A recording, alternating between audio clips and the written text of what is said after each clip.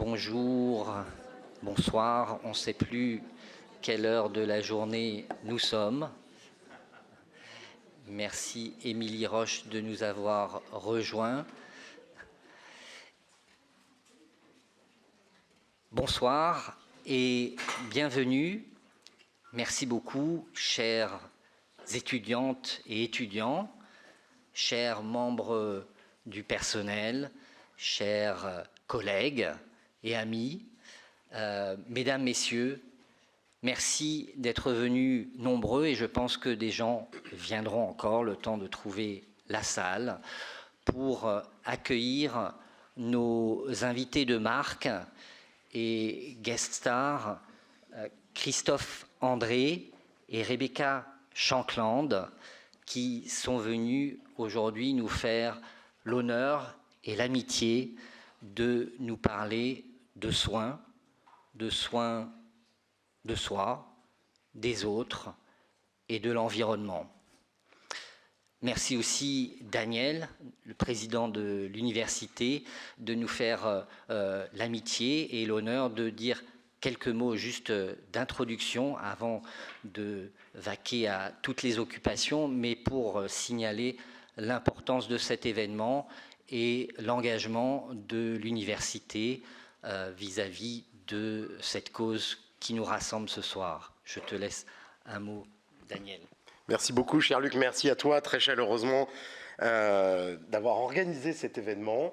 Merci évidemment à nos intervenants. Merci Christophe André, merci Rebecca Shankland de nous faire l'honneur et l'amitié d'être là. Merci à Aurélie Janté aussi, vice-présidente de Transition écologique, qui va participer à ce débat et à cette rencontre autour de vos travaux et autour de ce que vous partagez avec nous, parce que je pense que le mot de partage est extrêmement important. Je serai vraiment très bref, mais je voulais quand même le souligner.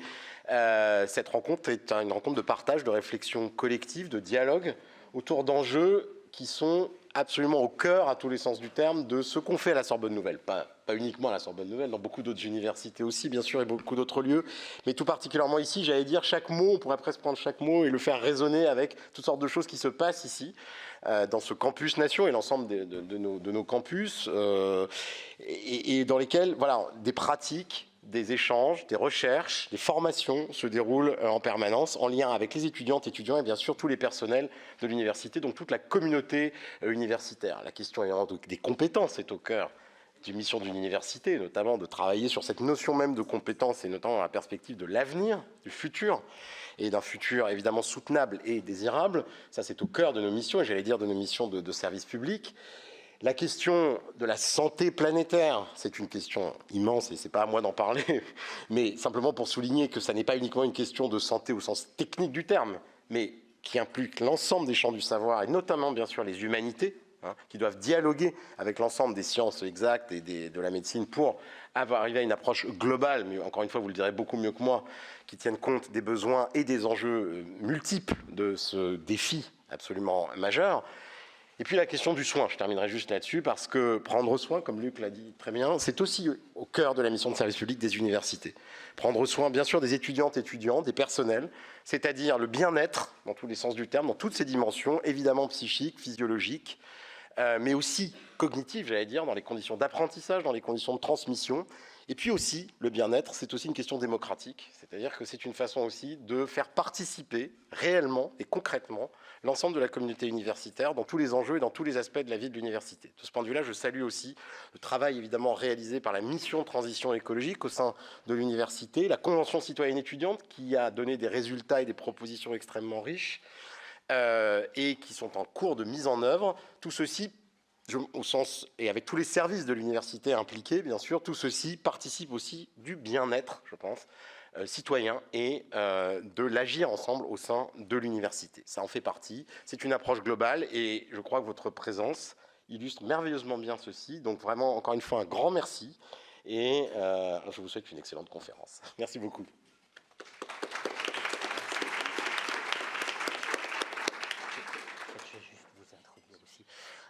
Merci encore Daniel de nous avoir fait cet honneur et il est parti. Je vais prendre juste un temps pour présenter nos deux invités. Rebecca Shankland, qui nous vient de loin, de l'université de Lyon Lumière, où elle est professeure en psychologie. Elle est aussi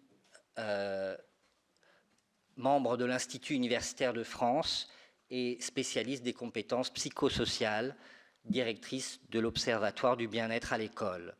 Elle est l'autrice de plus d'une centaine d'articles et de nombreux ouvrages, dont le dernier ou l'un des derniers est paru en coécrit avec Christophe André, Ces liens qui nous font vivre, éloge de l'interdépendance.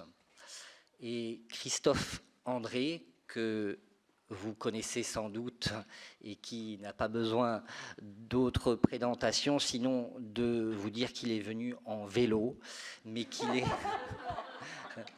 et qu'il est donc pas seulement psychiatre et pionnier de la psychologie positive et de la pleine conscience en France, mais auteur prolifique de nombreux ouvrages, dont le dernier est Vivre avec et vivre sans, publié chez l'Iconoclaste.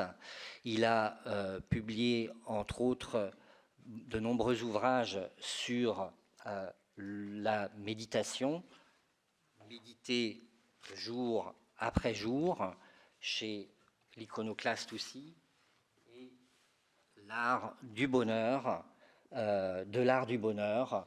Ce sont à chaque fois de très beaux ouvrages que vous connaissez sans doute. Mais je vais leur laisser la parole immédiatement pour que vous puissiez après leur poser vos questions. Et nous aurons la possibilité d'échanger ensemble autour de ces questions qui nous animent. Merci beaucoup de les accueillir.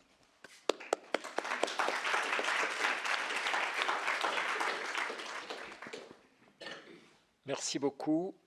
Ça marche? Vous m'entendez bien? Ok, parfait. Merci Luc pour ces mots très voilà, favorables à nos travaux. C'est toujours compliqué quand on dit du bien de vous, là comme ça, vous êtes assis, vous ne savez pas trop quelle tête faire, mais bon, merci, c'était très gentil.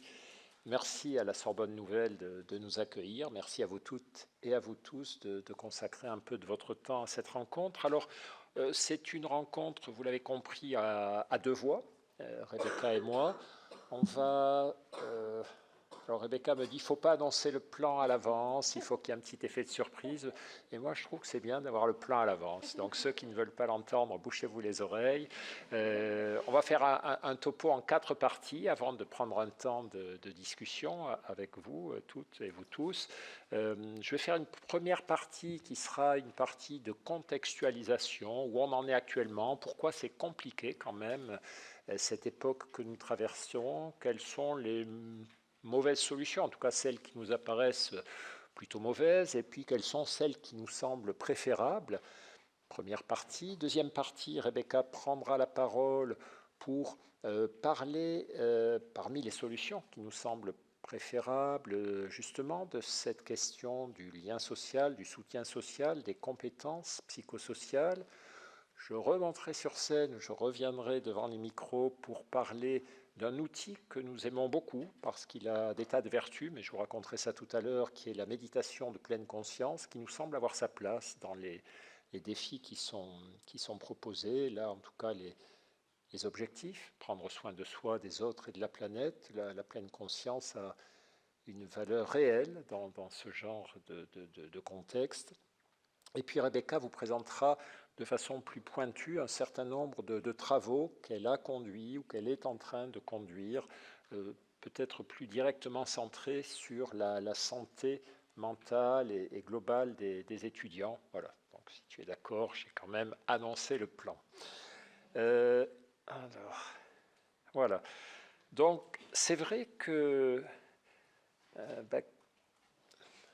hier soir, j'étais au restaurant avec une de mes filles et je pensais qu'on allait passer un bon moment et ce n'était pas un bon moment du tout parce qu'elle était désespérée.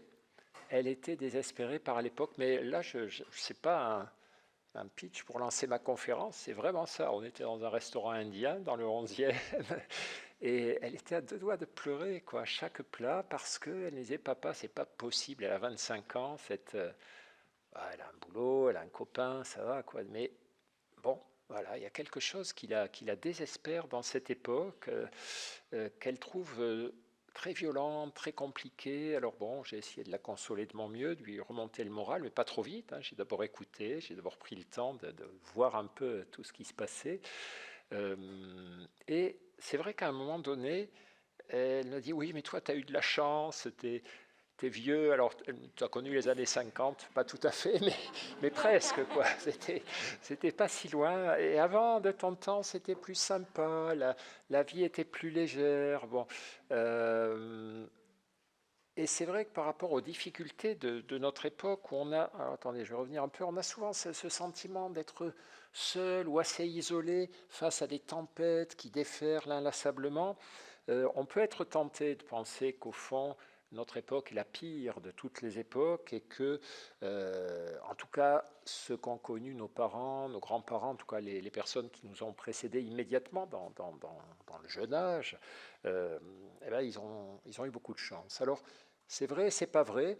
Vous le savez, c'est tout le problème que posent ces questions de nostalgie, d'idéalisation du passé. C'est pas si sûr que ça que les choses étaient mieux avant. Globalement, on a quand même l'impression, vous savez, quand les chercheurs qui conduisent des études de psychologie positive sur les violences, par exemple, le nombre de morts lors des guerres, le nombre de morts lors des famines, etc., ben, ils nous montrent des diagrammes qui sont très régulièrement décroissants. Contrairement à ce qu'on pense, le XXe siècle n'a pas été le siècle le plus diabolique, le plus meurtrier de notre époque. On a connu des époques, la guerre de 30 ans en Europe par exemple, qui a ravagé notamment l'Allemagne, la peste noire, des époques où, et puis les guerres, les guerres de l'Antiquité aussi, où quand il y avait une guerre, à peu près un tiers, deux tiers de la population était passée par les armes, était tuée, et donc le les époques précédentes, et ça c'est vrai pour tout un tas d'autres dimensions que la guerre, mais la guerre on a une idée un peu des chiffres, les époques précédentes n'étaient pas forcément meilleures. Ça vous le savez, mais c'est parfois bien d'avoir quelques données pour le rappeler. Par contre, ce qui est peut-être spécifique à notre époque, à ce que nous vivons aujourd'hui, et évidemment ce que vivent les jeunes générations aujourd'hui, pour les gens plus âgés, bon, ils ont tout un bagage qui leur permet d'être sans doute moins désespérés que ne l'était ma fille hier soir, encore que. Ce qui est peut-être spécifique à aujourd'hui, c'est un certain nombre de points que je voudrais qu'on aborde ensemble.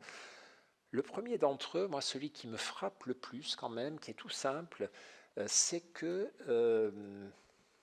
pour être suffisamment vieux pour avoir connu ces histoires-là, j'ai vraiment l'impression qu'il y a eu un point de bascule quand j'étais adolescent, jeune adulte, un moment où on a cessé de penser, on a cessé de croire au progrès, ou en tout cas on a cessé de penser que le progrès conduisait forcément au mieux-être de l'humanité et de la planète.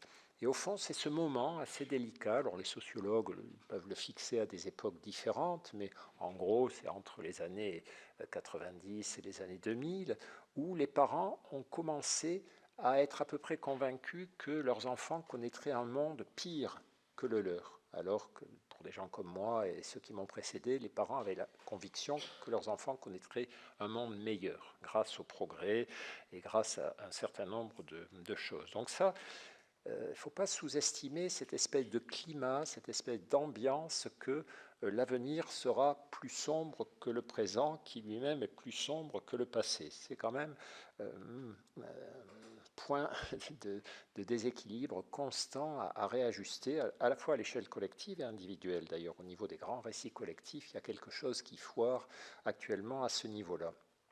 Il y a un autre point qui est peut-être, là encore, plus caractéristique de notre époque que de celles qui l'ont précédée, c'est le sentiment d'impuissance à agir, avec par ailleurs l'injonction à faire quelque chose, l'injonction à être acteur de sa vie, l'injonction à être acteur de sa société, de son écosystème social, parce qu'évidemment nos ancêtres n'étaient pas forcément, enfin la plupart d'entre eux, plus puissants dans l'action quotidienne ou la capacité à changer le monde, mais peut-être qu'on leur foutait davantage la paix sur le fait de leur dire voilà, il y a ceux qui décident et il y a ceux qui suivent, et donc vous suivez, donc vous ne posez pas trop de questions. Aujourd'hui, la démocratisation de la responsabilisation citoyenne, ça peut avoir à la fois du bon et du mauvais. Quand on fait passer des messages collectifs en joignant les citoyens à prendre leur destin en main, à se mobiliser, etc., c'est comme toutes les injonctions, elles peuvent pousser à l'action ou pousser à la remise en question, à la désolation, à la conviction qu'on n'est pas à la hauteur. Et ce sentiment d'impuissance à agir, on a ça, nous, en psychothérapie, assez souvent, enfin maintenant c'est plutôt avec les réseaux sociaux, mais à une époque, on appelait ça le syndrome du journal télévisé, quoi. Quand, avant l'époque des réseaux sociaux, moi j'ai connu l'époque avant les réseaux sociaux, eh bien les gens s'informaient par la télé, et on déconseillait formellement à nos patients anxieux de regarder la télé parce que la télé, c'est les informations, le JT de 20 heures, c'était le pire des cocktails où ils étaient exposés à des mauvaises nouvelles face auxquelles ils étaient totalement impuissants à pouvoir agir. Et tout ça a plutôt eu tendance à s'amplifier. Quelque chose qui est peut-être aussi caractéristique de notre époque, c'est les encouragements sociaux, directs et indirects, à la valorisation de soi, au fait de considérer qu'on est quelqu'un d'unique, d'exceptionnel, qu'on mérite tout un tas d'égards, de droits, de reconnaissance. Bon, ces encouragements sont tous sauf naïfs, altruistes, hein. Ce sont des encouragements destinés à nous faire marcher au pas en matière d'achat, de consommation. Hein. Le fait de vouloir être unique, évidemment, c'est quelque chose qui sert énormément l'industrie de la mode et tout un tas d'autres domaines marchands. Mais le paradoxe, c'est que finalement, ça ne rend les gens ni plus heureux, ni plus costauds au point de vue de l'ego, ni plus stables émotionnellement, parce que la plupart de ces messages sont mensongers. Évidemment, on pousse à penser qu'on a beaucoup de valeur, mais la vie quotidienne nous rappelle que notre valeur n'est pas plus élevée que celle des autres. Et finalement, ça provoque plutôt des délabrements de l'estime de soi qu'une amélioration, qu'une valorisation de l'estime de soi. Une autre chose qui caractérise peut-être notre époque, c'est le culte de la performance, l'injonction, j'en ai un petit peu parlé tout à l'heure, à à accomplir de façon quasi obligatoire, quasi indispensable, ce que la société attend de nous. Il n'est plus possible d'être tranquille dans son coin. On a des missions à accomplir. Et puis, évidemment, ce qui est caractéristique de notre époque, c'est aussi les détresses émotionnelles liées à la société digitale. Donc, bon, vous connaissez ça par cœur, mais j'aime bien le présenter de la manière dont j'ai résumé ça sur la diapositive. Il y a 3 effets négatifs dans le recours aux réseaux sociaux, qui par ailleurs ont des effets positifs, évidemment. Il y a des effets négatifs indirects, puisque tout le temps que nous passons sur les réseaux sociaux ou sur les écrans, évidemment, c'est du temps que nous ne passons pas dans les relations, dans les interactions sociales, que nous ne passons pas dans la nature, que nous ne passons pas en activité physique, que nous ne passons pas dans le sommeil. Vous connaissez ces études qui montrent que le temps moyen de sommeil, depuis en gros, je crois, les années 40-50, a diminué d'1h30 à 2 heures en moyenne. Nous dormons beaucoup moins que ne dormaient les humains qui nous ont précédés, nos parents, nos grands-parents, nos arrière-grands-parents. Ce qui évidemment n'est pas sans conséquence et ce à propos de quoi les écrans ont une responsabilité. Ça, c'est par effet de manque. Le temps sur les écrans est évidemment un temps retiré à d'autres activités sans doute plus équilibrantes, plus nourrissantes pour les personnes, dont le lien social, le vrai lien social, le lien social bio. Après, il y a les effets négatifs directs, alors soit les effets de contenu, ce que nous consommons sur les réseaux sociaux, entre la violence et le consumérisme, je ne parle même pas de toutes les autres horreurs possibles, et les effets négatifs par effet de contenant, le fonctionnement même des réseaux sociaux qui pousse à l'accélération dans la consultation des contenus, à la dispersion. Vous savez effectivement que ça a un effet délabrant sur un certain nombre de fonctions psychologiques. Voilà. Le pas vous en retartiner des heures là-dessus, vous savez tout ça. Après, il y a le problème de l'éco-anxiété, qui est sans doute la singularité la plus marquante de cette époque et des désarrois, des détresses que nous pouvons connaître à cette époque. Alors ce terme éco-anxiété, il pose d'énormes problèmes et vraiment, il faut s'en débarrasser. Il faut s'en débarrasser parce que si vous réfléchissez à... Enfin, c'est mon avis, je ne veux pas mettre mes collègues dans l'embarras, mais moi, je pense que ce n'est pas un bon plan de parler d'éco-anxiété parce que qu'est-ce que ça veut dire? Ça veut dire que ceux qui ne sont pas éco-anxieux, ils sont éco-cool, ils sont détendus, tout va bien et ils sont décontractés. On ne peut pas laisser cette espèce d'antagonisme, de catégorisation implicite au terme d'éco-anxiété continuer. Ce n'est pas possible de dire cet étudiant est éco-anxieux, les jeunes ont de l'éco-anxiété. À mon avis, il faut faire attention à la terminologie. Les mots ont beaucoup de pouvoir. La construction des récits sociaux qui reposent sur les mots a beaucoup plus de pouvoir que nous ne l'imaginons. Et l'éco-anxiété, il faut appeler ça, à mon avis, l'éco-responsabilité. Parce que là, effectivement, ceux qui ne sont pas éco-responsables, ils sont éco-irresponsables. Et ça me semble plus juste en matière d'abord de fonctionnement. Quand vous voyez les grands éco-irresponsables qui sont à la tête des États-Unis, ce n'est pas des éco-cool, quoi. Ils sont éco-irresponsables, éco-criminels, tout ce que vous voudrez. Donc voilà, ça c'est un premier point. Pour autant, ça existe, évidemment, l'éco-anxiété, l'inquiétude concrète, réelle. Tiens, il ne faut pas que je parle trop, j'ai encore 5 minutes. Je ne veux pas manger la part de mon amie Rebecca. Là aussi, c'est du concret. Moi, je me souviens, il y a quelques années, on avait fait une conférence, il y avait Delphine Bateau, quelques personnes très engagées dans ces histoires-là, sur l'éco-anxiété. Et donc, on présentait les études, les diapos, les chiffres, tous ces trucs-là. Bon. Et puis à la fin de la conférence, il y a une jeune fille qui vient me voir et qui avait l'air préoccupée quand même par ce qu'on venait de dire. Et elle me dit, bon alors, moi j'habite en ville, est-ce que je dois déménager à la campagne? Et ça m'a vraiment fait réfléchir. Je me suis dit, mais nous là voilà, on habite en ville, on parle éco-anxiété, le drame, la pollution, et on continue d'habiter en ville.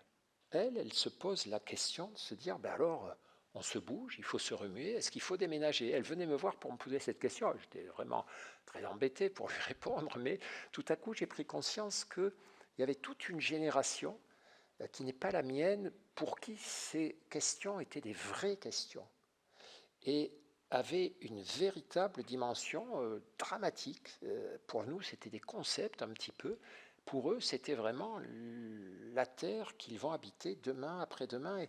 Et cette question m'avait énormément secoué. Vous savez, c'est une espèce de petit moment de rencontre avec le réel où on ouvre les yeux sur la différence entre notre perception et la perception d'autres personnes sur un même sujet. Et puis on croit qu'on pense pareil, mais non, on ne pense pas pareil ou pas jusqu'au bout de la même façon. Enfin voilà, donc il faut... On en parlera tout à l'heure, je ne sais pas ce que vous en pensez, vous avez peut-être des termes encore meilleurs, mais éco-anxiété, c'est trop culpabilisant pour les gens qui sont juste éco-responsables. Et effectivement, cette éco-anxiété, ce qui est très réconfortant par contre de notre époque, c'est la remise en question de cette espèce de vision pyramidale de la création, avec les humains tout en haut, enfin surtout les mecs, les nanas en haut aussi, mais un peu en dessous, et ce vers quoi on va, ce vers quoi les jeunes générations souhaitent que nous allions, avec quelque chose de plus communautaire par rapport à notre présence sur la planète, de plus respectueux aussi de toutes les autres formes de vie que la seule vie humaine, qu'elle soit mâle ou femelle. Un dernier point concernant ce contexte, donc parfois, et c'est un peu le cas de ma fille hier soir ou d'autres personnes avec qui je pouvais discuter de ça, qui prennent ce problème au sérieux, certaines personnes ont le sentiment que, de toute façon, depuis la nuit des temps, la vie en communauté, les communautés humaines, obéissent à la loi de la jungle. C'est-à-dire c'est les plus forts qui survivent et il y a les forts et les faibles. Donc si je ne suis pas fort, je serai bouffé, dévoré, croqué, là, comme ces dinosaures qui s'entretuent, qui s'entre-dévorent. Et donc ça a plein d'inconvénients. Ça pousse les forts à s'accrocher à leur pouvoir et à abuser de leur force. Ça pousse les faibles soit à être totalement découragés, déprimés, soit à tenter d'être forts, c'est-à-dire à devenir agressifs eux aussi, à renoncer à des valeurs de solidarité, on y vient, de communauté. Et en plus, c'est même pas vrai.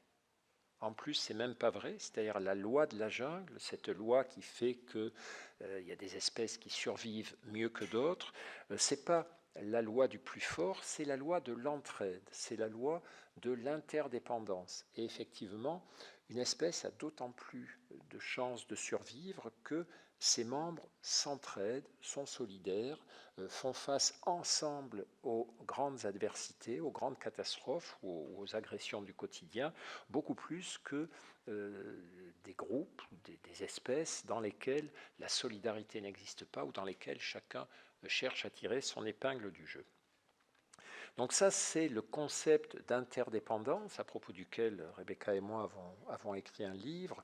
Donc il y a des tas de définitions théoriques très importantes, très intéressantes de l'interdépendance. On les donne dans le livre, mais pour faire simple, au fond, la logique de l'interdépendance, c'est de dire tout seul on va plus vite, mais ensemble on va plus loin. C'est-à-dire qu'effectivement, seul, il arrive que parfois je m'en tire mieux, je tire mieux mon épingle du jeu, mais sur la durée, sur la répétition des expériences, c'est très clair que lorsqu'on est inscrit dans un réseau d'alliances, de soutien mutuel, de solidarité, les choses se passent beaucoup mieux sur la durée. En plus, il y a moins de stress dans l'affrontement des adversités. Je ne sais pas si vous avez toutes et tous fait cette expérience. Quand vous faites une randonnée en montagne, que vous perdez au crépuscule et l'orage arrive, si vous êtes seul, c'est très angoissant. Si vous êtes un petit groupe, c'est un peu angoissant, mais moins quand même. On sait quand on est perdu en voiture. Maintenant, on ne se perd plus en voiture, il y a les GPS, mais bref, on stresse quand même moins quand on est ensemble, confronté à l'adversité, que quand on est seul. Et en plus, c'est plus intéressant. Il se passe tout un tas de choses qui ne se passent pas quand nous sommes tout seuls. Ma dernière diapo. Donc vous l'avez compris, par rapport à tous ces défis, toutes ces déstabilisations, toutes ces difficultés, évidemment, la solution est du côté du lien et non pas du côté de l'affirmation de soi égotique, individuel, solitaire. C'est du côté de la loi de l'interdépendance plutôt que de la loi du plus fort. Donc ces histoires de lien et de soutien social, et puis de lien et d'action partagée. Le lien, ce n'est pas seulement des émotions ou des déclarations, c'est aussi l'engagement dans des actions communes. Ça, c'était la première partie. Voici la deuxième partie. Merci Christophe pour cette très belle présentation du contexte un peu dans lequel on se trouve aujourd'hui, avec des éléments très pertinents en lien avec ce qui va suivre autour des compétences qu'on appelle aussi les compétences du XXIe siècle, qui peuvent nous aider à faire face à ces situations. Alors plus spécifiquement dans le contexte universitaire, on sait que c'est aussi une transition complexe pour les jeunes, cette arrivée dans l'enseignement supérieur avec une augmentation de l'autonomie, de la difficulté parfois aussi à gérer ces différents nouveaux éléments du quotidien, des nouveaux contextes, on doit créer des nouvelles relations. Et ce passage s'accompagne d'une augmentation des problématiques de santé mentale. Donc, l'objectif de cette conférence est aussi de voir comment on peut mieux prendre soin des étudiants dans ce contexte global avec des difficultés à la fois sur le plan géopolitique, climatique, mais aussi sur le plan personnel dans ces transitions. Un tiers des étudiants qui arrivent dans l'enseignement supérieur souffrent de problématiques de santé mentale de type anxiété, dépression, symptômes de stress. Et cette détresse psychologique va influencer à la fois la qualité des relations et la réussite académique. Donc c'est une préoccupation forte aujourd'hui dans le monde universitaire, de voir comment on peut accompagner au mieux les étudiants, avec la nécessité aujourd'hui de pouvoir implanter des interventions de prévention qui vont être efficaces pour permettre aux étudiants de traverser cette transition de façon plus sereine. Sachant que les étudiants représentent une population plus vulnérable que leurs pairs de même âge qui ne sont pas dans l'enseignement supérieur. Donc il y a davantage de problématiques de santé mentale chez les étudiants à l'université. Et c'est une population qui a un très faible taux de recours aux soins. C'est-à-dire, malgré ces difficultés, et là je vous ai donné juste l'exemple en période de crise sanitaire où il y a eu une augmentation très forte des problématiques de santé mentale, avec dans cette enquête près de 60% des étudiants concernés, et parmi eux, seulement 6% sont allés consulter. Donc on sait, bien sûr, le service de santé des universités est surchargé, ne peut pas répondre à toutes les demandes, mais malgré tout, ces étudiants pourraient aller consulter à différents endroits, ne le font pas. Donc on sait aussi que c'est une population qui est difficile à toucher, et en particulier, une fois qu'il y a déjà des problématiques de santé mentale, c'est encore plus compliqué.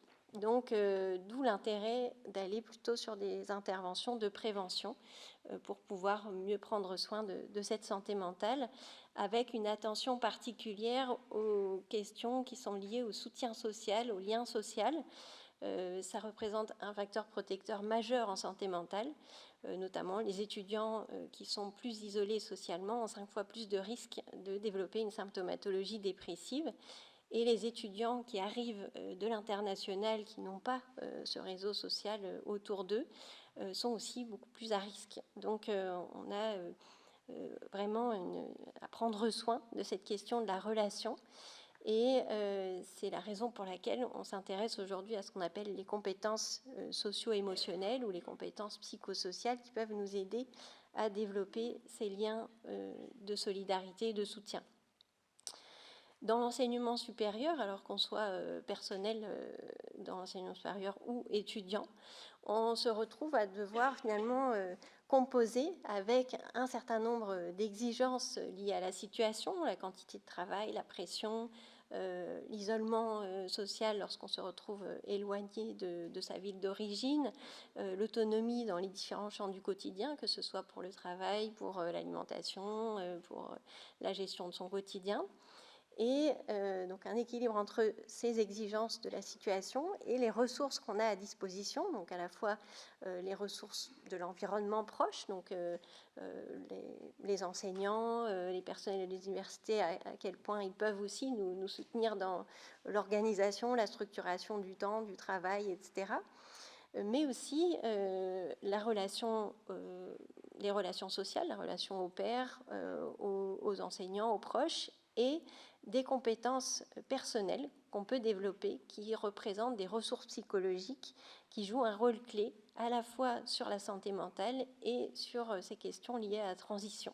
C'est pour ça qu'on parle aussi de compétences du XXIe siècle.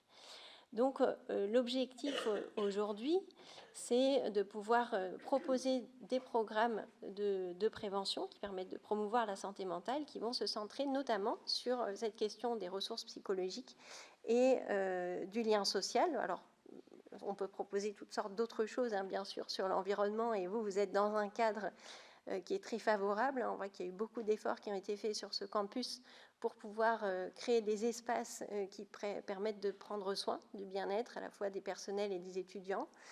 Donc ça c'est une chance, et je sais que le président est très engagé sur ce domaine-là pour continuer à progresser. Et un autre aspect sur lequel l'université est censée s'engager, puisque le ministère a signé un arrêté interministériel s'engageant à cela, c'est aider les personnels et les étudiants à développer des ressources psychologiques qui vont aider dans ces périodes de transition. Ces ressources, on les appelle donc les compétences psychosociales, que vous pourrez retrouver donc sur ce lien que je vous ai mis sur le site de Santé publique France. C'est un référentiel qui a été publié en 2022 et puis qu'on a réactualisé récemment. On a ajouté d'autres compléments sur comment développer ces compétences. À la base, c'est un concept qui a été proposé par l'Organisation mondiale de la santé comme représentant finalement une capacité de l'individu à pouvoir répondre avec efficacité aux exigences et aux épreuves de la vie quotidienne, donc pouvoir surmonter les obstacles du quotidien Et ces compétences ensuite ont été analysées de façon plus fine comme des moyens, des outils à la fois cognitifs, émotionnels, comportementaux qui vont permettre à l'individu de faire face aux situations de la vie. Et aujourd'hui, on l'a vu avec les différents défis qui nous concernent, tout en respectant les autres et en collaborant avec eux. C'est une dimension clé des compétences psychosociales, c'est-à-dire que ce n'est pas juste des compétences qu'on va développer pour soi, pour pouvoir tirer l'épingle du jeu, comme l'a dit Christophe, c'est des compétences qui vont servir à s'engager davantage pour le collectif et à collaborer de façon plus efficace. Donc, la catégorisation actuelle de ces compétences comprend 3 grandes catégories, les compétences d'ordre cognitif, émotionnel et social, que vous retrouvez en détail dans le référentiel, mais je vous ai mis quelques éléments à ce sujet. Donc, sur les compétences cognitives, c'est notamment tout ce qui va concerner une meilleure connaissance de soi, et notamment une connaissance de soi du côté de ses ressources, de ses forces, de ses compétences, de ses valeurs, pour pouvoir justement mobiliser davantage ses ressources et se sentir plus compétent, davantage capable d'agir. Donc l'objectif, c'est de développer le pouvoir d'agir pour pouvoir s'engager à la fois autour de questions de santé, autour des relations et autour de la question environnementale. Les compétences émotionnelles comprennent notamment la capacité à identifier ses émotions, donc repérer les signaux aussi de stress et pouvoir réguler les émotions et le stress. Tout à l'heure, Christophe parlait de l'éco-anxiété. Alors, je suis tout à fait d'accord avec ce que tu as dit pour une partie, mais l'éco-anxiété, on va dire, si on regarde l'anxiété d'un point de vue clinique, elle est quand même liée donc à une difficulté à pouvoir faire quelque chose de toutes ces émotions qui sont générées par la question climatique. Et lorsque l'anxiété liée à la question climatique devient trop intense, en fait, ça peut engendrer une forme de paralysie. C'est-à-dire, plutôt que de s'engager pour protéger l'environnement, en fait, on n'a plus la force. En fait, on est tellement pris dans ces émotions, ce stress, que ça diminue l'engagement. Donc l'idée des compétences psychosociales, c'est justement aussi de développer des compétences de gestion du stress, gestion des émotions, pour pouvoir rester engagé malgré cette conscience aiguë des problématiques environnementales. Les compétences d'ordre social, c'est notamment tout ce qui va concerner le développement de relations constructives et le maintien de relations constructives avec les capacités d'écoute empathique, de coopération, de communication efficace, au sens où on va être capable à la fois de pouvoir exprimer ses besoins, ses opinions, mais sans blesser la personne. Donc on va être beaucoup plus efficace pour pouvoir avancer collectivement sur des questions liées à la santé, aux relations, à l'environnement.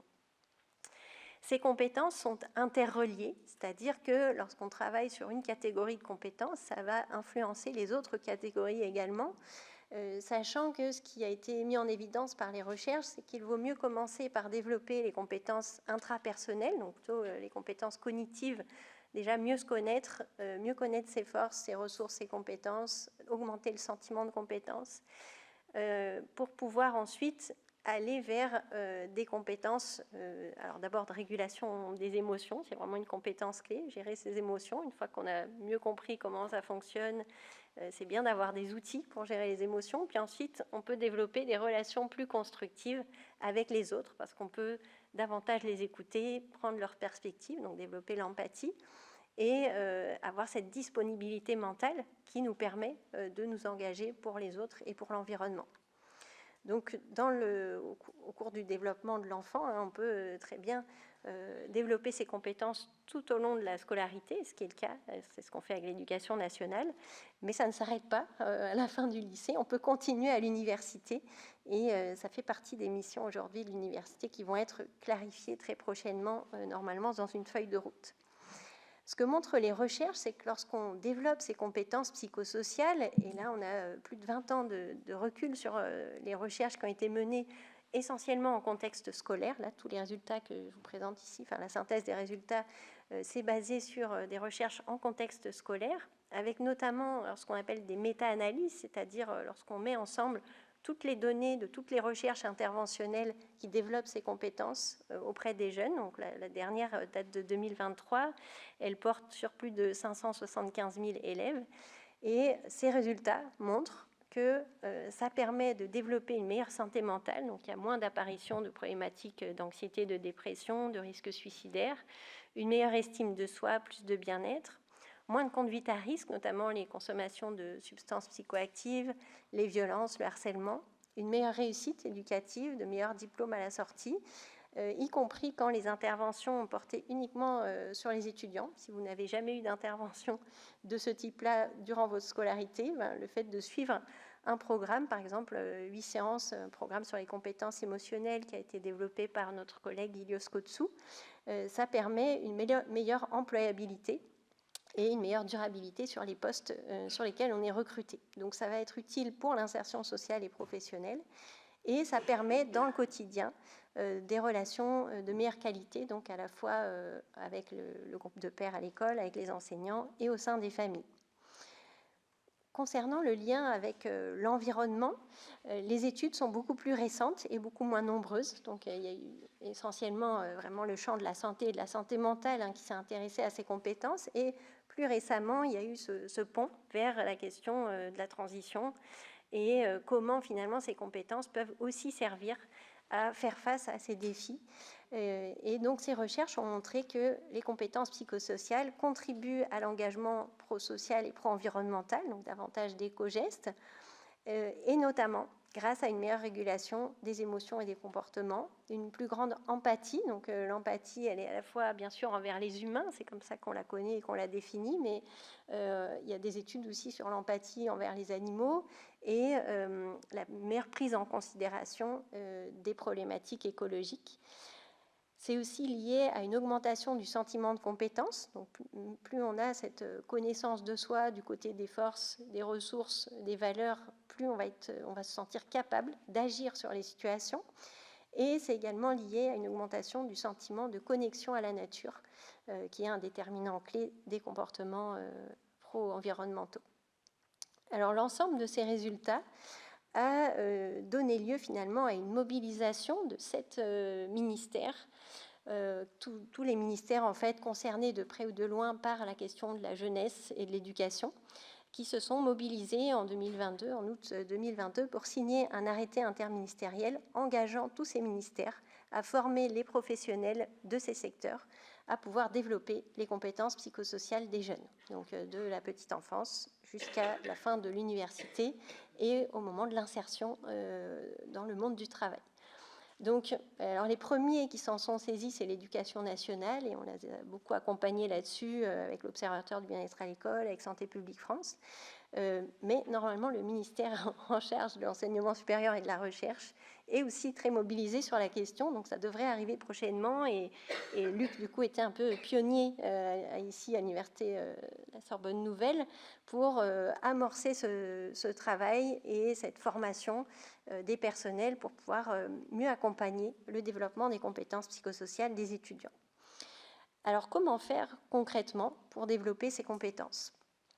Il y a différents types d'interventions, mais notamment tout un champ de recherche qui s'appelle la psychologie positive et que Christophe a beaucoup aidé à développer en France, notamment dans le domaine clinique, moi plus dans le domaine de l'éducation. Mais c'est une terminologie qui a été souvent mal comprise, mal médiatisée en France, enfin médiatisée de façon erronée en France. Mais ce que montrent les recherches, c'est notamment que ça va agir sur un mécanisme cognitif qui est très utile à bouger. C'est ce qu'on appelle le biais de négativité. En fait, c'est une tendance naturelle chez l'humain à orienter l'attention en priorité vers ce qui dysfonctionne, vers ce qui ne va pas, vers tout ce qui nous dérange, donc ce qu'on n'aime pas chez soi, ce qui nous dérange chez les autres, ce qui ne va pas dans le quotidien, donc tous nos tracas du quotidien, et à mémoriser ça davantage que tout le reste qui est satisfaisant dans sa vie, et à ressasser ces éléments-là. Et donc, typiquement, regardez le journal du 20h, ça génère, ça nourrit ce biais de négativité, c'est-à-dire on va avoir l'impression après qu'il faut se méfier des gens, que ce monde est très dangereux, etc. Donc, ça augmente le biais de négativité. Alors, c'est un biais qui est très utile pour survivre. Il vaut mieux, quand on traverse la route, être très attentif aux voitures qui passent. Donc si j'entends un bruit, je vais me reculer, plutôt que de regarder les fleurs dans les arbres et traverser sans faire attention. Donc on serait déjà probablement tous morts si on n'avait pas le biais de négativité. Mais dans notre société où finalement notre survie est assez rarement directement menacée, c'est un biais qui nous joue des tours et qui nous empêche de voir une partie de la réalité du côté des ressources, des compétences qu'on peut mobiliser chez soi. Donc on a davantage tendance à voir nos défauts, ce qu'on a mal fait, chez les autres aussi, donc on a moins envie de coopérer avec eux. Souvent quand on dit à nos étudiants, moi dans mon cours je vous propose un travail en groupe, plutôt que de rendre un dossier individuel. Au début, ils ne sont pas du tout contents. C'est-à-dire que c'est beaucoup plus simple de travailler tout seul parce que se retrouver avec des autres qui, par représentation, vont rien faire ou moins bien faire, on n'a pas envie. Donc ça, c'est le biais de négativité qui va diminuer notre envie de coopérer, notre capacité aussi à coopérer. Et par rapport à notre quotidien, on va du coup retenir, par exemple, une interaction qui s'est mal passée, un SMS que j'ai reçu qui m'a blessée, et ça va me donner l'impression que finalement, personne m'aime, tout le monde s'en fiche de moi, il n'y a personne qui me soutient, tous les cours sont ennuyeux. En fait, on va partir sur des surgénéralisations sur la base d'un élément qui a été compliqué dans la journée. Donc, les recherches se sont aperçues que finalement, on aurait intérêt plutôt à développer une compétence qui concerne le fait de réélargir le champ attentionnel, c'est-à-dire ne pas être affecté que par ces aspects qui sont potentiellement menaçants dans le quotidien, mais aussi rester attentif à tout le reste, donc les éléments constructifs du quotidien. Et si on pense à la question climatique, peut-être vous avez lu aussi des ouvrages ou entendu Jacques Leconte qui parle de ces aspects-là, c'est-à-dire que si on se focalise que sur tout ce qui est tragique dans la disparition de certaines espèces, etc., en fait, on se dit, mais il n'y a plus aucun espoir. Et moi, je suis tellement une goutte d'eau au milieu de l'océan que jamais, c'est même pas la peine que j'essaye de faire quelque chose comme prendre le vélo pour venir, parce que ça sert à rien, en fait. Donc, on va baisser les bras. Alors que si on élargit l'attention, on prend en compte l'ensemble des informations, pas que celles-là, mais aussi celles qui montrent qu'on a pu réimplanter des choses à différents endroits de la planète, que ça a fonctionné, qu'on peut changer certains systèmes. Du coup, on se dit, mais ok, il y a une prise de conscience, il y a beaucoup de choses qui dysfonctionnent, qu'il y a beaucoup de risques en jeu, mais on peut encore faire des choses. Et du coup, là, ça mobilise davantage à agir. Donc les interventions de psychologie positive, elles vont avoir pour but de rééquilibrer cette attention, donc de mieux prendre en compte à la fois au niveau des compétences cognitives, des compétences psychosociales d'ordre cognitif, tout ce que je suis capable de faire, donc augmenter le sentiment de compétence, le pouvoir d'agir. Également, ce qui a été mis en évidence, c'est que les émotions positives, la satisfaction par rapport à la vie, tous les moments de partage constructif avec les personnes augmentent la créativité. Donc, tout ce qu'on peut faire qui permet aux personnes de se sentir mieux, donc de travailler sur cette question du bien-être, rend plus créatif et améliore la résolution de problèmes. Sur les compétences émotionnelles, ce qui a été mis en évidence, c'est que ce type d'intervention, alors je vous donne un exemple tout simple, c'est notamment ce qu'on appelle le journal de gratitude. On propose aux personnes, pendant 2 semaines, de noter jusqu'à 5 choses pour lesquelles elles éprouvent de la gratitude. Des choses toutes simples, ça peut être quelqu'un m'a tenu la porte pendant que je sortais du magasin, les bras chargés, ça peut être un ami qui m'a appelé, que je n'avais pas eu depuis longtemps, ça peut être un coucher de soleil que j'ai apprécié. Donc, 5 petites choses du quotidien qui font émerger chez moi cette émotion de gratitude. Lorsqu'on compare des étudiants qui ont fait cet exercice avec d'autres à qui on a demandé de noter 5 tracas, j'ai raté le bus, j'ai une mauvaise note, mon copain n'est pas venu au rendez-vous, ou un troisième groupe d'étudiants qui a noté 5 événements de leur choix, donc c'est un groupe neutre, ça peut être des événements positifs ou négatifs, on ne sait pas. Et on suit ces étudiants sur 2 semaines, et puis ensuite on les suit pendant 6 mois encore après cet exercice. Et on constate que ceux qui ont fait le journal de gratitude, en fait, ont justement une autre un autre rapport à leur quotidien, c'est-à-dire qu'ils arrivent à voir davantage les éléments satisfaisants de leur quotidien et ça diminue les symptômes d'anxiété, de dépression. Ça augmente le sentiment de lien social, la vitalité et du coup ça facilite l'engagement dans des actions prosociales, pro-environnementales.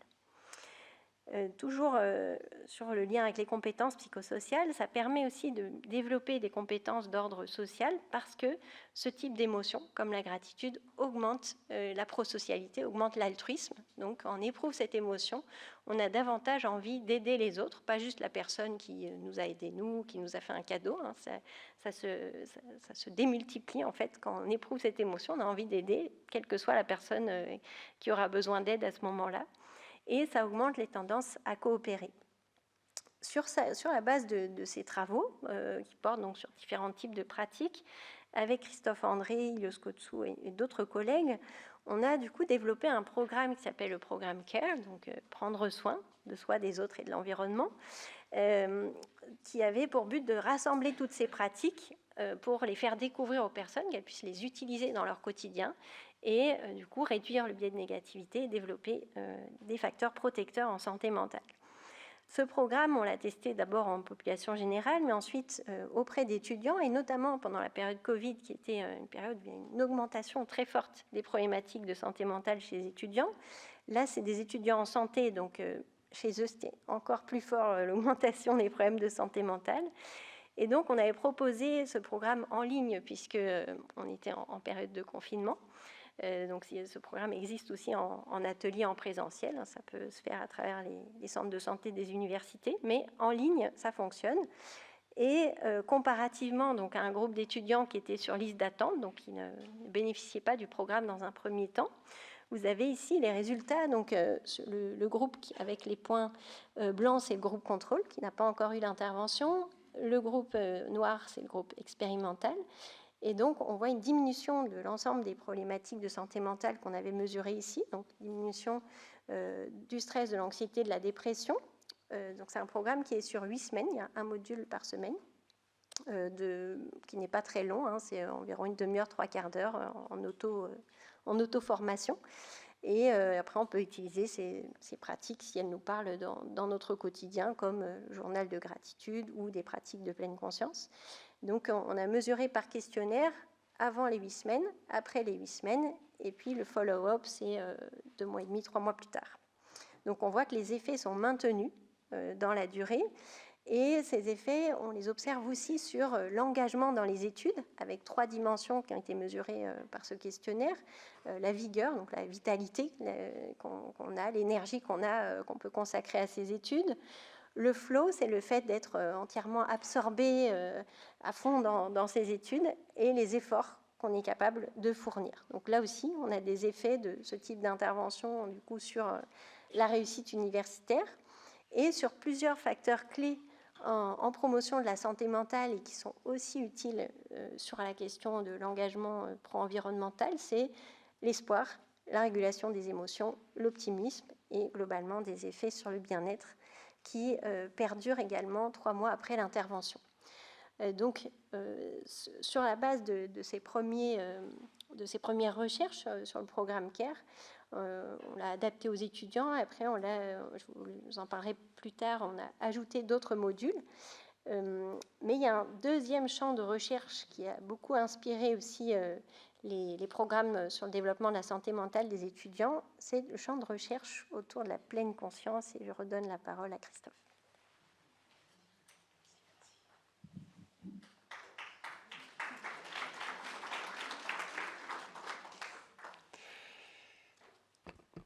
Oui, vous voyez, la logique, c'est quand même de chercher des outils qui soient opérationnels, qui obtiennent des résultats, mais qui ne soient pas des machines à gaz, des choses trop compliquées. Les exercices de gratitude, tout le programme de psychologie positive représentent des interventions psychologiques structurées, très concrètes, assez rapides à expliquer, à comprendre, à mettre en œuvre, à tester, à évaluer, et relativement rapides pour obtenir des résultats donc mesurables, évaluables. Et c'est un peu la même chose pour la méditation de pleine conscience. Alors ce qu'on appelle pleine conscience, c'est le pionnier de cette approche, en tout cas occidentale, puis ça a des racines évidemment lointaines, notamment bouddhistes, la pleine conscience, mais le pionnier, c'est un chercheur en biologie moléculaire, ça n'avait pas grand-chose à voir au début, qui s'appelle John Kabat-Zinn, qui est toujours vivant, toujours actif, qui a été notre maître à tous, comme on dit, et qui a eu une sorte de prise de conscience que toutes ces techniques dérivées des méditations bouddhistes, évidemment, étaient très intéressantes, très efficaces, très simples, très écologiques, très productrices de mieux-être, mais tant qu'on arriverait avec les statuettes de Bouddha, les coups de gong et tout ça, on ne pourrait pas rentrer à l'hôpital, à l'université, ce n'était pas adapté, ces histoires-là. Donc il a créé une méthode, une approche qui s'appelle la méditation de pleine conscience, qui est une méthode laïque, qui est une méthode codifiée, assez simple à enseigner, et qui a été l'objet d'un grand nombre de publications scientifiques. Alors, ce mot pleine conscience, il désigne à la fois la méthode, l'approche. Il y a d'autres méthodes de méditation, quelle que soit la culture dans laquelle vous vous trouvez. Pratiquement toutes les cultures, toutes les époques, toutes les civilisations ont leur manière à elles de méditer. Ça semble être une sorte d'aspiration assez naturelle, assez spontanée des sociétés humaines. Donc c'est à la fois une méthode, mais c'est aussi un état psychologique, son nom est assez transparent. Ce sont tous les moments de notre vie où nous cessons d'être dans des actions ou des interactions et où nous nous tournons vers notre expérience en tant que personne vivante. Voilà. Donc on s'arrête d'agir, on s'arrête d'interagir, on s'arrête de lire, de regarder les écrans, et on prend conscience du fait qu'on est en train de respirer, du fait que notre corps est dans un certain état, confortable, inconfortable, des parties détendues, des parties crispées, qu'on est dans un environnement où il y a des lumières, des sons, d'autres humains. Ça, c'est le point de départ. Et à partir de ce point de départ très simple et qui n'est pas si évident, parce que si vous regardez comment se déroulent vos journées, assez souvent dans les journées, on fait des choses, ou on attend des choses, ou on surveille des choses, mais ne rien faire en étant éveillé, sans somnoler d'ailleurs. Beaucoup de personnes, dès qu'elles ne font plus rien, s'endorment. L'hyperactivité, c'est un peu ça. Si je ne suis pas surstimulé par des actions ou des distractions, il n'y a plus rien qui peut se passer dans mon cerveau. J'ai besoin de toujours réagir. Bref, si on part de ce point de départ, je m'arrête et j'observe ce que c'est que mon expérience à cet instant. On comprend qu'après tout le programme de ce qu'on appelle la méditation de pleine conscience est un programme qui va à la fois apporter de l'apaisement, parce que c'est quand même apaisant de cesser la course vers les actions ou vers les distractions, même si dans un premier temps, comme on n'y est pas habitué, ça peut être un peu déconcertant. Souvent les gens, quand ils commencent à méditer, ils se posent, ils s'assiedent sur la chaise et puis ils espèrent que ça va déclencher un vide intérieur formidable, très zen, très pacifiant, et en fait ils s'aperçoivent que ce n'est pas du tout un vide apaisant, mais qu'il y a beaucoup de pensées, beaucoup d'émotions qui partent dans tous les sens. Donc tout ça, on va apprendre un peu à voir comment ça fonctionne, mais en gros, ce que permettent les programmes de méditation de pleine conscience, c'est à la fois obtenir peu à peu, avec l'apprentissage, ça se fait assez vite, c'est à peu près 3-4 mois pour apprendre à méditer en pleine conscience. Puis après, tout le reste de la vie pour perfectionner la méthode. Mais en 3-4 mois, on va apprendre comment apaiser un certain nombre de tumultes intérieurs, cognitifs, psychologiques ou émotionnels. Mais ce qu'apporte aussi la méditation de pleine conscience, c'est des capacités de discernement. Il y a l'apaisement et le discernement, c'est-à-dire on va mieux comprendre comment nous réagissons par rapport à des événements. Tout à l'heure, Rebecca parlait du biais de négativité. Voilà quelque chose de réellement négatif. Le biais de négativité, ce n'est pas une invention de mon cerveau. C'est quelque chose de réellement problématique qui s'est produit dans ma journée, mais sur lequel je reste un peu fixé, au lieu de constater que cet événement a eu lieu, qu'il a eu sur moi un impact désagréable, d'apprendre à voir en quoi consiste cet impact désagréable, qu'est-ce qui se passe dans mon corps, quel genre de pensée ça produit à mon esprit, sur moi, sur la société, sur mon avenir, et dans quel état tout ça me met, vers quoi ça me pousse. Ces moments où on prend conscience de notre fonctionnement psychologique, la grande surprise que j'ai eue, moi, en commençant mon métier de psychothérapeute, c'est qu'ils sont super rares. La plupart des gens ne réfléchissent pas à la manière dont ils fonctionnent, sauf pendant le moment de la semaine ou de la quinzaine où ils ont rendez-vous avec leur psy. Le reste du temps, ils sont emportés par leurs activités. Quand ils croient réfléchir, en fait, ils ruminent, ils ressassent, ils se focalisent sur ce qui ne va pas, par exemple, ou ils essaient de se changer les idées. Quand ils ont des soucis, ils regardent une vidéo, ils ouvrent une bière, ils vont faire un footing. Donc, tout ça, on peut le faire, il n'y a pas de problème, mais finalement, c'est très très rare qu'on prenne le temps de se dire « Ok, je me pose et je prends un moment pour voir qu'est-ce qui se passe à partir de ce qui vient de m'arriver, dans quel état ça met mon corps, mes émotions, etc. etc. » Voilà. En gros, ça fonctionne un peu comme ça, c'est évidemment plus subtil, plus compliqué, mais l'idée est là. Il y a eu une mode incroyable des travaux scientifiques sur la méditation. Vous avez bien repéré qu'il y avait une mode sociale. On a beaucoup parlé, maintenant ça se calme un peu, mais il y a eu plein de livres, il y a eu plein d'émissions, plein de reportages, plein de documentaires sur la méditation, et aussi plein de travaux scientifiques. Alors, ce n'est pas tout à fait un hasard, c'est d'une part parce qu'on trouvait des choses intéressantes et donc on avait envie de continuer encore et encore à chercher, à voir comment ça modifiait le cerveau, comment ça modifiait notre fonctionnement émotionnel, psychologique et relationnel. Ça c'est important aussi par rapport à tout ce dont parlait Rebecca. Mais c'est vrai qu'il y a eu aussi une mode, il y a des modes en matière scientifique et donc cette courbe en atteste. Alors, il y a eu donc cette très très grande quantité de publications scientifiques, les bénéfices sur la santé, les bénéfices sur les capacités attentionnelles, les bénéfices sur la régulation des émotions. Voilà, c'est vraiment c'est très passionnant. Certaines études de plus ou moins grande valeur scientifique, c'est vrai que dans un deuxième temps, il y a eu une vague de critiques, évidemment, qui est arrivée à propos de la méditation, insistant sur les limites de certaines études. C'était très légitime, certaines études n'étaient quand même pas tout à fait convaincantes, sur les éventuels effets secondaires. En gros, c'est quand même très, très inoffensif, la méditation, si elle est pratiquée dans un contexte d'aide psychologique. Quand on regarde les études sur les effets secondaires de la méditation, c'est en général des retraites, dans des monastères, avec des enseignants de méditation qui ne sont pas ni des psychologues ni des soignants. Mais bon, voilà, il y a eu cette vague de travaux un peu correcteurs. Pour autant, on est aujourd'hui convaincu que les bénéfices sont très très largement supérieurs aux quelques inconvénients et la méditation est devenue une pratique assez simple, assez facile à enseigner, à transmettre, à comprendre pour les gens qui l'adoptent, et qui est en lien, et c'est un petit peu pourquoi on l'a inscrite là dans cette intervention, avec ce thème dont nous vous parlons aujourd'hui, des compétences psychosociales.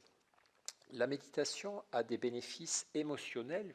Vous imaginez bien que si vous suivez un enseignement de méditation et que l'instructeur vous dit, voilà, maintenant, cette semaine, on va travailler sur les émotions douloureuses. Donc, chaque fois que dans votre quotidien, quelque chose va vous déstabiliser, que vous aurez un chagrin, un énervement, arrêtez-vous et observez ce que c'est.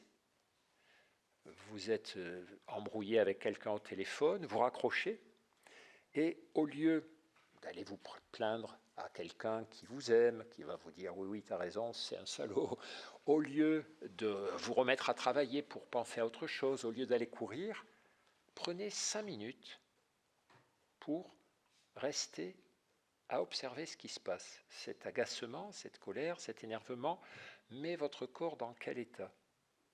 Produit quel genre de pensée? Vous donne envie de faire quoi? restez avec ça, respirez, laissez descendre un peu l'attention, mais restez en lien avec cette émotion. Ne cherchez ni à la chasser, ni à la corriger. Voilà. Ça, c'est typiquement un exercice qui va accroître la capacité à comprendre et puis à réguler ses émotions. Il y en a d'autres, hein, évidemment.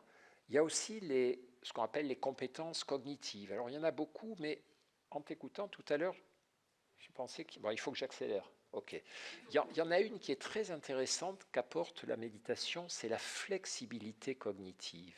La capacité, effectivement, à voir vers où notre esprit s'engage en termes d'opinion, de réaction, et à se dire, ok, est-ce que je peux prendre un peu de recul par rapport à ça et aller vers autre chose. Et puis, il y a les compétences relationnelles qui découlent un petit peu des deux précédentes, mais comme le disait Rebecca, si je travaille sur mes émotions, sur ma vision du monde, sur mes automatismes de pensée, forcément, je vais en bénéficier, mais les gens autour de moi vont en bénéficier aussi.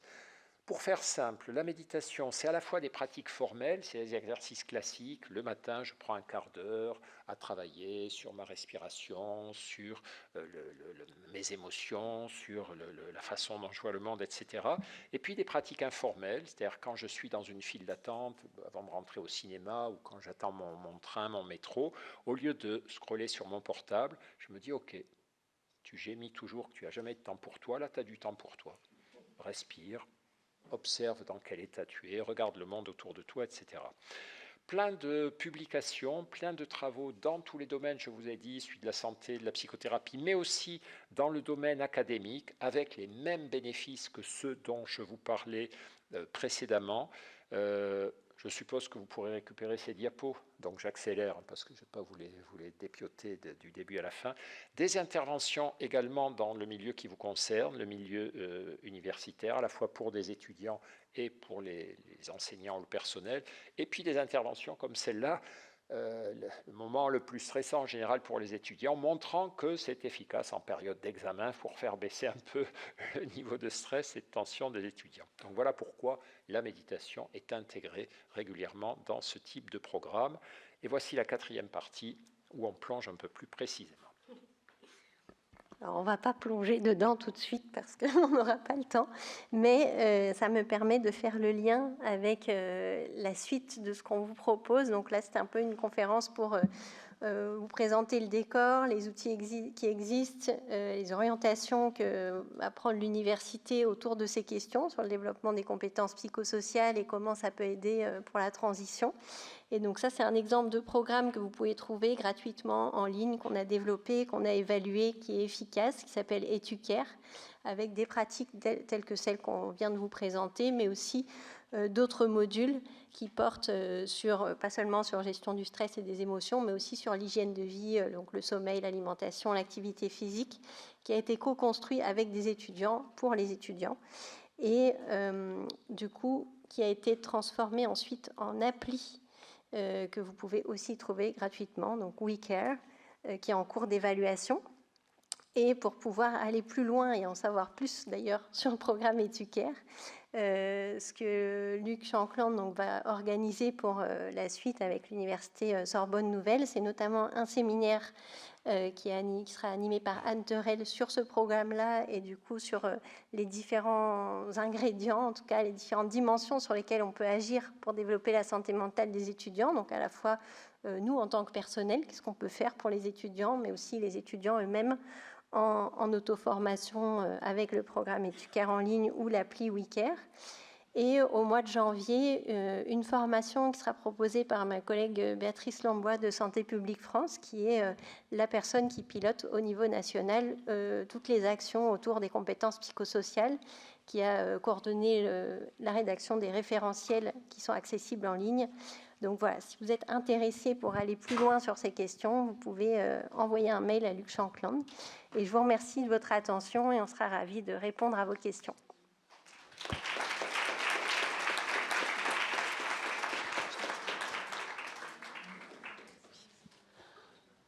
Un immense merci à tous les deux. Je voudrais dire, on ne va pas avoir énormément de temps de discussion, que la vidéo va être retransmise en fait sur le site de l'université. Voilà, qu'on pourra aussi prolonger quand même un petit peu. Alors, on doit quitter l'amphi, en fait, à 18h, c'est ça.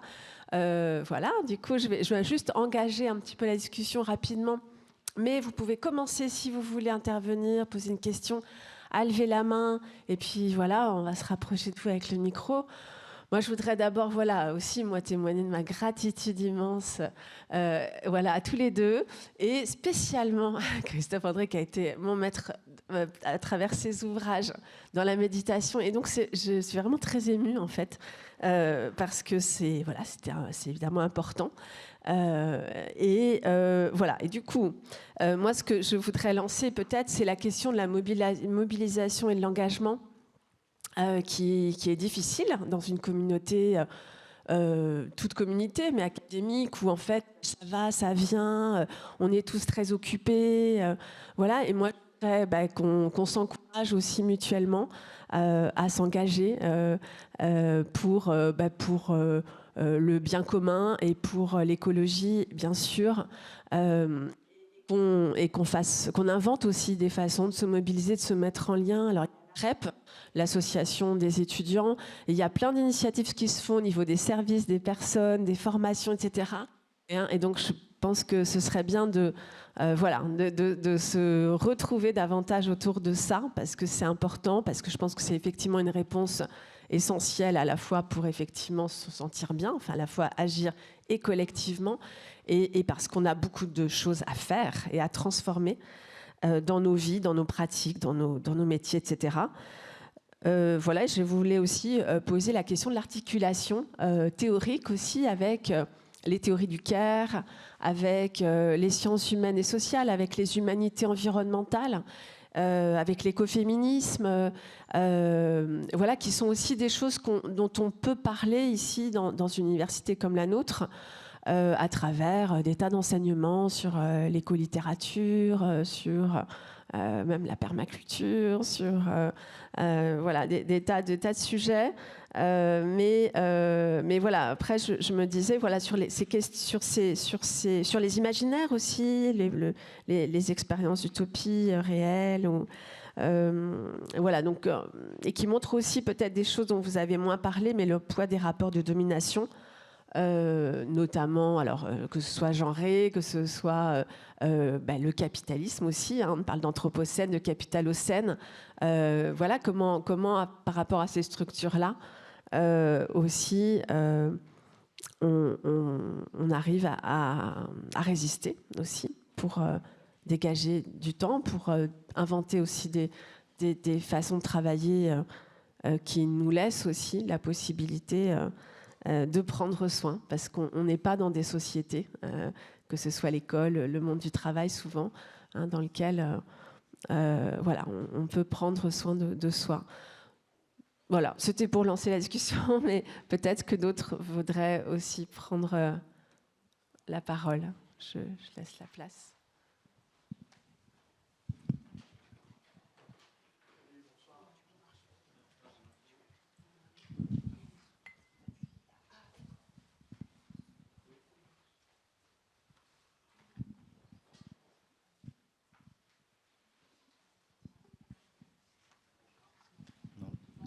Celui-là, il marche.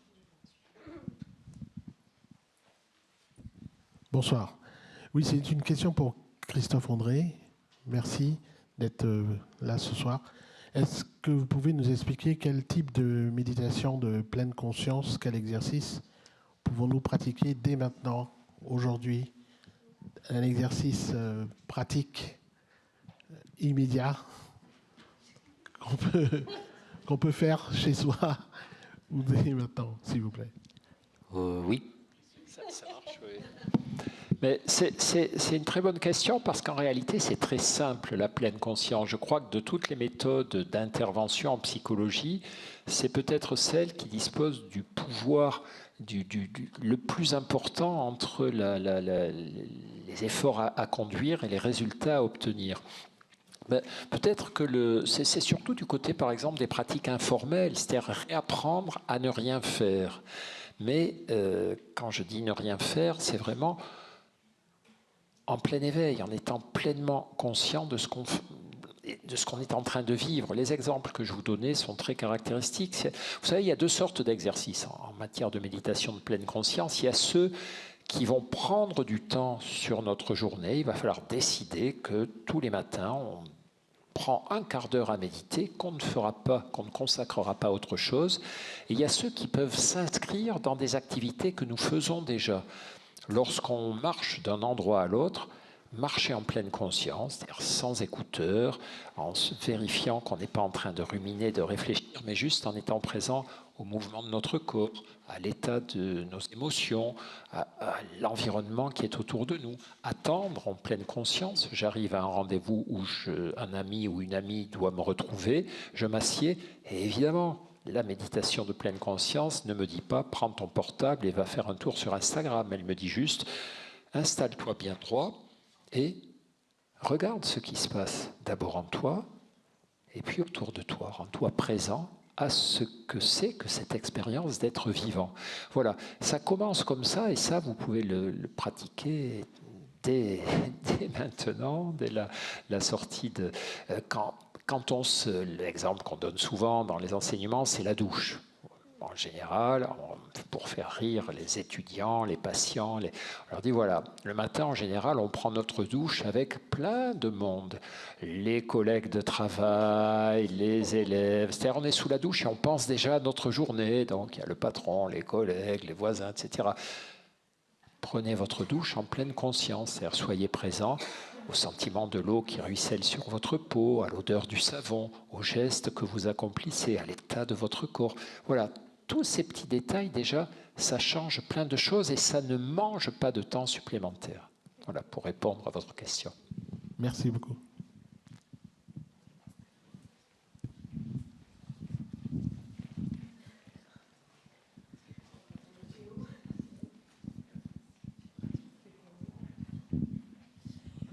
Alors, je vais faire comme je peux. Je n'y vois rien avec mes lunettes aujourd'hui, donc je suis ravie de vous rencontrer déjà. Je vais remercier en particulier, merci à tous les deux, et Christophe, parce que vos pratiques de méditation m'ont beaucoup accompagnée. J'avais une question un peu plus globale sur la pratique, c'est-à-dire que pour moi, il y a une réalité d'approfondissement aussi de la pratique, et qu'à un moment donné, des émotions peuvent faire partie du processus en fait, de méditation. Et je me dis, c'est plutôt une remarque, que c'est important de connaître cette réalité pour ne pas rentrer dans la réaction, comme faisant partie, voilà, c'est-à-dire il y a un problème, tout d'un coup je pratique et puis c'est plus difficile et donc de lâcher la pratique. Donc d'avoir peut-être votre retour là-dessus. Merci beaucoup. Alors ça, c'est une question complexe. Je ne vais peut-être pas vous répondre de manière trop détaillée. Juste la fin de ce que vous venez de dire. Le vrai problème, à mon avis, avec la méditation, c'est la régularité. C'est de pratiquer très régulièrement. C'est une compétence qui nécessite... ça ne marche pas par déclic. Il ne suffit pas de comprendre, de faire une expérience à un moment méditatif agréable pour que tout à coup, tout change. Ça ressemble davantage à l'exercice physique. Vous savez que pour modifier des capacités physiques, il ne faut pas le vouloir simplement pour courir plus vite, pour avoir plus de souffle, pour être plus souple. Il ne faut pas plus souple, il ne faut pas décider de l'être, mais il faut pratiquer très régulièrement. Plus on pratique, plus c'est régulier, plus on progresse en matière de souplesse, de force musculaire, etc. Et on fait souvent l'erreur de penser que nos capacités psychologiques ou émotionnelles obéissent à un modèle centré sur la volonté. Il faut que je sois plus heureux, il faut que je fasse davantage de la vie, il faut que je terrasse ce biais de négativité qui me pourrit l'existence et qui pourrit celle de mes proches, il faut que je sois moins stressé. Et ça ne marche jamais quand on s'y prend comme ça. Et c'est pour ça que la méditation est un terrain d'entraînement, justement, où on a très régulièrement rendez-vous avec son état émotionnel, avec sa vision du monde.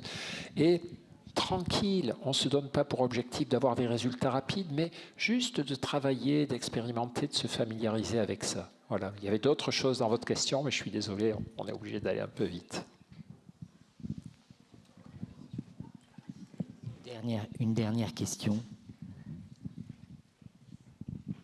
Bonjour, je suis étudiante et je suis très émue qu'il y ait une conférence sur la méditation parce que j'ai l'impression que ça attire surtout des personnes qui sont moins jeunes Et pourtant, c'est les jeunes qui en ont le plus besoin, selon mon expérience. Et ça donne vraiment espoir de voir toutes ces recherches très concluantes. Et donc, je me demande à quand des cours de méditation dans les cursus universitaires ou options méditation dans les EC Sport, des choses comme ça. Voilà, on en est à combien de temps avant ça, voilà. Alors, il y en a pas encore à la Sorbonne Nouvelle, mais il y en a dans d'autres universités, donc notamment toute l'université de Strasbourg, très engagée. Il y a une 50aine d'enseignants, je pense, d'enseignants-chercheurs qui ont été formés et qui le proposent en début de cours d'amphi. L'université de Limoges, il y a un module spécifique sur pleine conscience, responsabilité et éthique. L'université de Clermont, Grenoble, Lyon. Donc ça existe en France aussi. Mais c'est vrai qu'il y a eu beaucoup de freins en France par rapport aux autres pays sur ces questions-là, pour différentes raisons. On pourrait y revenir. Nous, on a répondu à travers plusieurs tribunes contre ces attaques pour en revenir à ce que montre la recherche et qu'il n'y a pas de risque et qu'il n'y a pas de dérive avec les pratiques qui sont proposées à l'université ni à l'école. Mais régulièrement, il faut revenir et réexpliquer. Mais en tout cas, voilà, on espère aussi que ça pourra arriver ici. Absolument. Merci beaucoup pour cette question qui nous permet de clôturer sur peut-être un espoir ou en tout cas un besoin. Merci infiniment à Rebecca Shankland et Christophe André d'avoir partagé vos connaissances et expériences. Et pour donner suite à cette conférence qui vous a amené ici, en effet, il y aura 2 possibilités de séminaires puis de formation pour que les enseignants, mais aussi l'université, puissent donner plus de place à cette dimension des compétences sociales, au développement des compétences psychosociales, et la méditation étant un des leviers pour que nous puissions les développer ensemble et nous soutenir. Et je sais que Aurélie Jantet de la mission Transition et le président y sont favorables, donc ça devrait pouvoir arriver. Merci.